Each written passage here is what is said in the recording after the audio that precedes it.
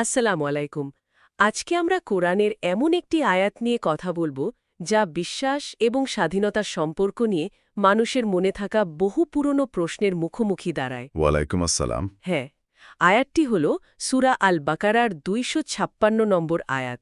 আমাদের আজকের আলোচনার উদ্দেশ্য হল এই আয়াতের গভীরে প্রবেশ করা, এর পেছনের গল্পটা জানা আর কি। এবং বোঝার চেষ্টা করা যে আজকের এই আধুনিক পৃথিবীতে দাঁড়িয়ে এই বার্তাটি আমাদের জন্য কতটা প্রাসঙ্গিক। ঠিক তাই, এই আয়াতকে তো ইসলামের অন্যতম মূল ভিত্তি বলা যেতে পারে। তাই নাকি? হ্যাঁ, বিশেষ করে এমন একটা সময়ে যখন ধর্মকে প্রায় জোর জবরদস্তির সাথে মিলিয়ে ফেলা হয়, তখন এই আয়াতের আসল অর্থটা বোঝা খুব জরুরি। একদম। আমরা দেখব কিভাবে প্রায় ১৪০০ বছর আগের একটি বার্তা আজকের দিনের অনেক জটিল বিতর্কের অবসান ঘটাতে পারে। দারুণ। তাহলে চলুন আর দেরি না করে সরাসরি আয়াতেই প্রবেশ করা যাক। আমি প্রথমে আয়াতটি তেলাওয়াত করছি এবং তারপর এর সরল বাংলা অনুবাদটি বলছি। অবশ্যই। আয়াতটি হল সূরা আল বাকারা, আয়াত নম্বর ২৫৬। আউযুবিল্লাহি মিনাশ শাইতানির রাজিম। লা ইকরাহা ফিদ-দীনি কাদ তাবায়্যানা রুশদু মিনাল গাইয়্যি। ফামান ইয়াকফুর বিত-তাগুতি ওয়া ইউমিন বিল্লাহি ফাকাদ ইসতামসাকা বিল উরওয়াতিল উসকা লা ইনফিসামা লাহা ওয়াল্লাহু সামিউন আলিম। আর এর সরল বাংলা অনুবাদটি হল, দিনের ব্যাপারে কোনো জবরদস্তি বা বাধ্যবাধকতা নেই, নিশ্চয়ই সত্য পথ ভ্রান্ত পথ থেকে স্পষ্ট হয়ে গেছে। অতএব যে ব্যক্তি তাগুতকে মানে মিথ্যা উপাস্যকে অস্বীকার করে এবং আল্লাহর ওপর ঈমান আনে, সে এমন এক মজবুত হাতল ধরল যা কখনো ভাঙবার নয়, আর আল্লাহ সর্বশ্রোতা সর্বজ্ঞ। সুবহানাল্লাহ, কি শক্তিশালী একটা ঘোষণা দিয়ে আয়াতটা শুরু হলো। দিনের ব্যাপারে কোনো জবরদস্তি নেই। একদম। এই একটা বাক্য শুনলেই মনে প্রশ্ন জাগে, এত বড় একটা কথা, এমন চূড়ান্ত একটা ঘোষণা, এর পেছনের ঘটনাটা কি ছিল? নিশ্চয় খুব বিশেষ কোনো প্রেক্ষাপট ছিল এর। অবশ্যই ছিল। আর সেই প্রেক্ষাপটটা জানলে আয়াতের মর্মটা আরও ভালোভাবে বোঝা যায়। সেটাই জানতে চাই। এই আয়াত নাজিলের পেছনের ঘটনাটা বেশ ব্যক্তিগত এবং বলা যায় হৃদয়স্পর্শী। মদিনার আনসার গোত্রের একজন সাহাবী ছিলেন আবুল হুসাইন। আচ্ছা। তার দুই ছেলে ইসলাম আসারও আগে থেকেই ব্যবসা বাণিজ্যের সূত্রে সিরিয়ায় থাকত এবং সেখানে তারা সম্ভবত খ্রিস্ট ধর্ম গ্রহণ করেছিল। ও আচ্ছা, মানে তারা আগে থেকেই অন্য ধর্মের অনুসারী ছিলেন? হ্যাঁ, ঠিক তাই। এখন আবুল হুসাইন যখন ইসলাম গ্রহণ করলেন, তখন একজন বাবা হিসেবে তার মনে তীব্র ইচ্ছা জাগল যে তার ছেলেরাও যেন এই সত্য দিন গ্রহণ করে। এটা তো খুবই স্বাভাবিক একটা চাওয়া। স্বাভাবিকভাবেই তিনি ভাবছিলেন প্রয়োজনে কিছুটা চাপ দিয়েও হলো তাদের ইসলামে ফিরিয়ে আনবেন। এই চিন্তাটা নিয়েই তিনি নবীজির কাছে পরামর্শের জন্য এলেন। আর ঠিক তখনই আর ঠিক সেই মুহূর্তে একজন বাবার এই আকুতির জবাবে আল্লাহ এই চিরন্তন আয়াতটি নাজিল করেন। অবিশ্বাস্য। তার মানে এটা কোনো দার্শনিক বা রাজনৈতিক ঘোষণা ছিল না, বরং একজন বাবার ব্যক্তিগত একটা সমস্যার সরাসরি উত্তর ছিল। একদম। এটা তো বিষয়টাকে একেবারে অন্য একটা মাত্রায় নিয়ে গেল। আল্লাহ যেন বুঝিয়ে দিলেন, হে আমার বান্দা, তোমার আবেগ আমি বুঝি, কিন্তু ঈমান বা বিশ্বাস এমন একটা জিনিস যা চাপিয়ে দেওয়া যায় না। এটা অন্তরের গভীর থেকে আসতে হয়, স্বেচ্ছায় এবং বুঝে শুনে। এই ঘটনাটা প্রমাণ করে যে ইসলাম শুরু থেকেই ব্যক্তির ইচ্ছার স্বাধীনতাকে কতটা গুরুত্ব দিয়েছে। এই প্রেক্ষাপটটা শোনার পর আমার মনে একটা প্রশ্ন আসছে। বলুন। সাধারণে একটা ধারণা প্রচলিত আছে যে ইসলাম তরবারির জোরে ছড়িয়েছে। তাহলে সেই ধারণার সাথে এই আয়াতের বক্তব্যকে আমরা কিভাবে মেলাবো? এটা খুবই গুরুত্বপূর্ণ একটা প্রশ্ন। দেখুন, ইসলামের ইতিহাসে যুদ্ধ হয়েছে, এটা সত্যি, কিন্তু সেই যুদ্ধগুলো ছিল মূলত রাজনৈতিক আগ্রাসন বা জুলুমের বিরুদ্ধে, আত্মরক্ষার জন্য। আচ্ছা। কাউকে জোর করে ধর্মান্তরিত করার জন্য নয়। এই আয়াতটি তার সবচেয়ে বড় প্রমাণ, কারণ আল্লাহ এখানে পরিষ্কার বলছেন, সত্য আর মিথ্যা এতটাই সুস্পষ্ট হয়ে গেছে যে কাউকে জোর করার কোনো প্রয়োজনই নেই। মানে সত্যের শক্তিই যথেষ্ট। একদম। সত্যের শক্তি এত বেশি যে তাকে প্রতিষ্ঠা করতে বেশি শক্তির দরকার হয় না। তার মানে জোর করে কাউকে হয়তো কালিমা পড়ানো যাবে, কিন্তু তার অন্তরে তো বিশ্বাস তৈরি করা যায় না। ঠিক তাই। আর জোর করার ফল হয় ভয়ঙ্কর। চাপের মুখে একজন মানুষ হয়তো বাইরে ইসলামের নিয়মকানুন মেনে চলার ভান করবে, কিন্তু তার ভেতরে থাকবে অবিশ্বাস আর ঘৃণা। আর কোরআনের ভাষায় এদেরকেই তো মুনাফিক বলা হয়। ঠিক ধরেছেন। আল্লাহ মুনাফিকই চান না, তিনি চান খাঁটি বিশ্বাস। তাই ইসলামের কাজ হল সুন্দরভাবে সত্যকে তুলে ধরা, দাওয়াত দেওয়া, গ্রহণ করা বা না করার সিদ্ধান্তটা ব্যক্তির নিজের। এখানেই তার পরীক্ষা।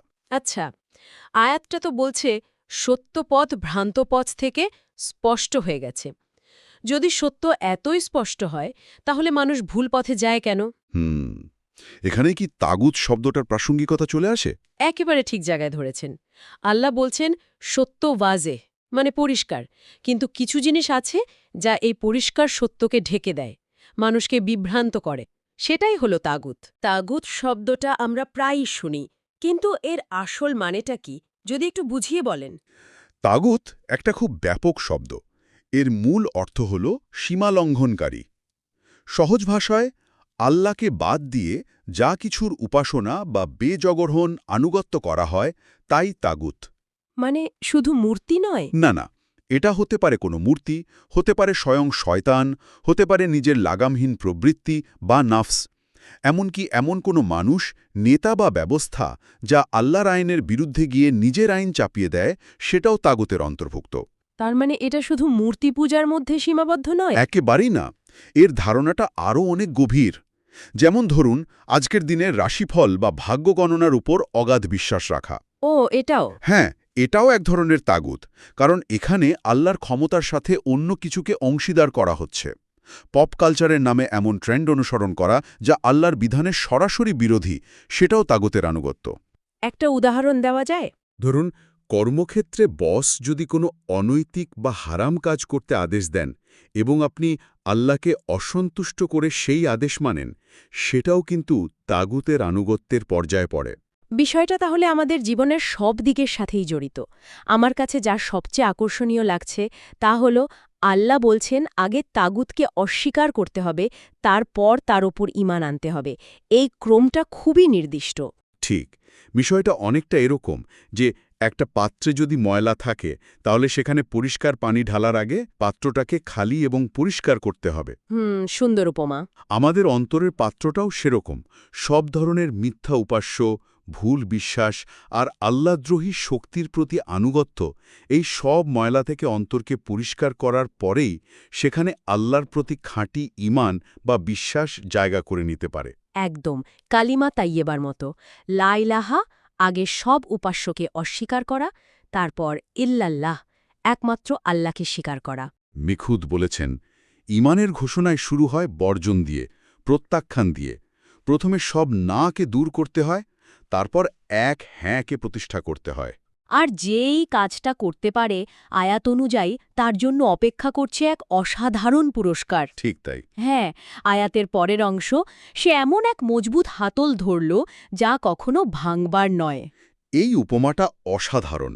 মজবুত হাতল বা উরবাতুল উস্কা, এটা দিয়ে আসলে কি বোঝানো হচ্ছে? কল্পনা করুন, একজন মানুষ দুর্গম পাহাড়ের কিনারায় দাঁড়িয়ে আছে, আর হঠাৎ তার পা পিছলে গেল, সে নিচের দিকে পড়তে শুরু করেছে। আচ্ছা।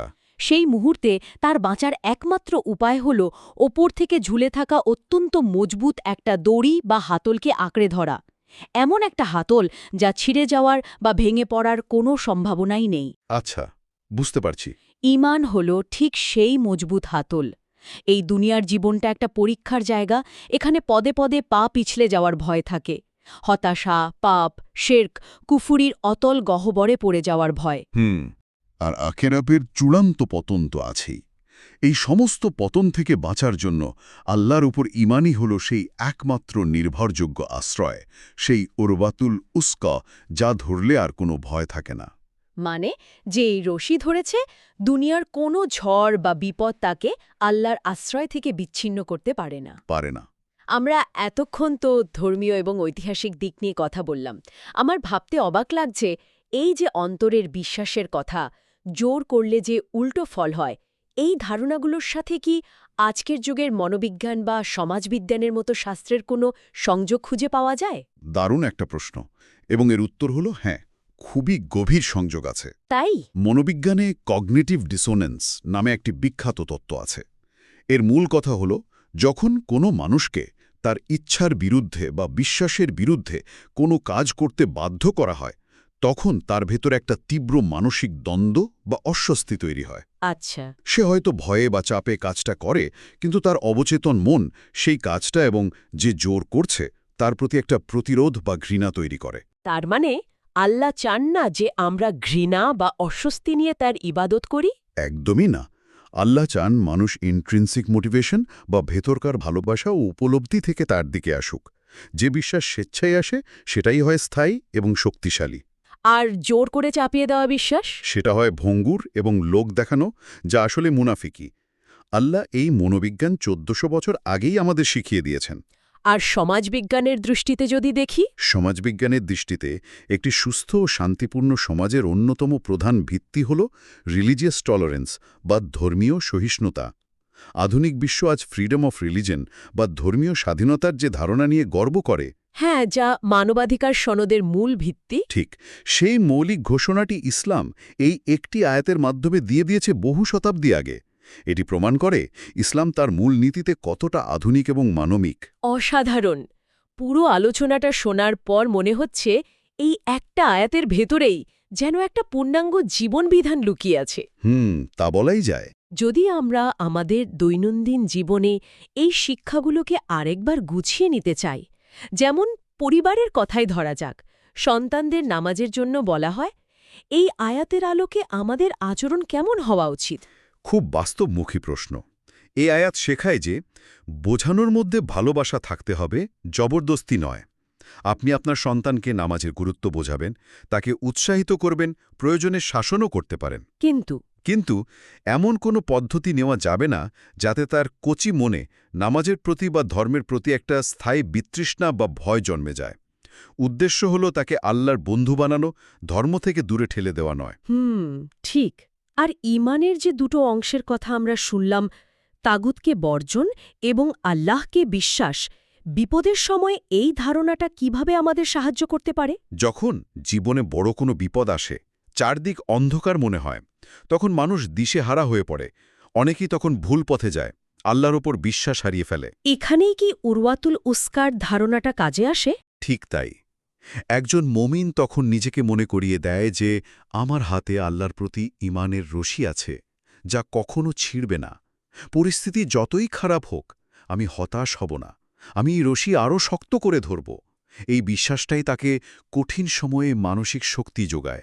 আর আয়াতের শেষে যে বলা হল আল্লাহ সর্বশ্রোতা, সর্বজ্ঞ, এই অংশটার বিশেষ তাৎপর্য কি? এর তাৎপর্য বিশাল। আল্লাহ মনে করিয়ে দিচ্ছেন যে কে লোক দেখানো ইমাদত করছে আর কে অন্তর থেকে ঈমান এনেছে সেটা তিনি খুব ভালো করেই জানেন এবং শোনেন। আচ্ছা। মানুষের চোখে হয়তো ধোঁকা দেওয়া যায়, কিন্তু যিনি অন্তরের খবর রাখেন তাকে ধোঁকা দেওয়ার কোনো সুযোগ নেই। তাই আমাদের বিশ্বাস এবং কাজ দুটোই হতে হবে আন্তরিক, শুধুমাত্র আল্লাহকে দেখানোর জন্য। পুরো বিষয়টা এখন অনেক পরিষ্কার। তাহলে আলোচনার সার কথা যদি আমরা এভাবে বলি, প্রথমত, সত্য এতটাই শক্তিশালী যে তাকে প্রমাণ করার জন্য কোনো ধরনের জোর জবরদস্তির প্রয়োজন হয় না। ঠিক। দ্বিতীয়ত, ঈমানের পথে প্রথম পদক্ষেপই হল অন্তর থেকে সমস্ত মিথ্যা ধারণা, কুসংস্কার আর আল্লাহ বিরোধী আনুগত্যকে মুছে ফেলা। আর তৃতীয়ত, যে একবার আল্লাহর ওপর বিশ্বাসের এই মজবুত হাতল ধরতে পেরেছে, পৃথিবীর কোনো শক্তি তাকে চূড়ান্ত পতন থেকে রক্ষা করতে পারবে না। আপনি একদম নিখুঁতভাবে গুছিয়ে বলেছেন। এটাই এই মহান আয়াতের মূল বার্তা। ঈমান কোনো চাপিয়ে দেওয়ার বিষয় নয়, এটি একটি ব্যক্তিগত যাত্রা এবং একটি সচেতন সিদ্ধান্ত। আপনাকে অনেক ধন্যবাদ এত গভীর একটি বিষয়কে এত সহজ এবং প্রাঞ্জলভাবে ব্যাখ্যা করার জন্য। আপনাকেও ধন্যবাদ। আজকের আলোচনা শেষ করার আগে আমাদের শ্রোতাদের জন্য একটি ভাবনা রেখে যেতে চাই, যা এই আয়াতেরই মূল সুর থেকে উঠে এসেছে। আমাদের সম্পর্কগুলো, বিশেষ করে আল্লাহর সাথে আমাদের সম্পর্ক, যেন সবসময় ভালোবাসার ওপর ভিত্তি করে গড়ে ওঠে, কোনো প্রকার ভয় বা জবরদস্তির ওপর নয়। বিশ্বাস হোক ভালোবাসার, ভয়ের নয়।